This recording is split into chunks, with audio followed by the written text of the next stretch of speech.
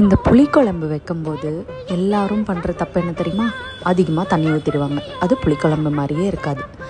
மதுரை ஸ்டைலில் ஒரு புளிக்குழம்பு 15 மினிட்ஸில் பண்ணலாமா? இந்த வீடியோ பார்க்கும்போதே அடுத்தடுத்து என்னென்ன ஸ்டெப்ஸில் நம்ம என்னென்ன இன்க்ரீடியன்ட்ஸ் ஆட் பண்ணணுன்றது உங்களுக்கு புரிஞ்சிடும். அதே மாதிரி டிஸ்கிரிப்ஷன்லேயும் உங்களுக்கு என்னென்ன ஆட் பண்ணணுன்னு நான் கொடுத்துருக்கேன்.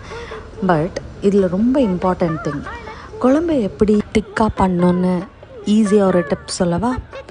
நீங்கள் இந்த குழம்புல தண்ணியே ஆட் பண்ணக்கூடாது. நீங்கள் மசாலா எல்லாமே போட்டோன்னே தக்காளி, வெங்காயம், பூண்டு எல்லாத்தையும் வதக்குனதுக்கப்புறம் கொஞ்சம் மசாலா ஆட் பண்ணிக்கோங்க. உங்களுக்கு எவ்வளோ தேவையோ அந்த அளவுக்கு மசாலா ஆட் பண்ணிக்கிட்டு நீங்கள் புளி கரைச்சி வச்சுருக்கதை கொஞ்சம் கொஞ்சமாக ஊற்றி கலரிக்கிட்டே வரணும். அதுக்கப்புறம் லாஸ்ட்டாக கொஞ்சோண்டு நல்லெண்ணெய் விட்டு ஒரு 10 மினிட்ஸ் க்ளோஸ் பண்ணி வச்சுருங்க. அருமையான பூண்டு குழம்பு ரெடி.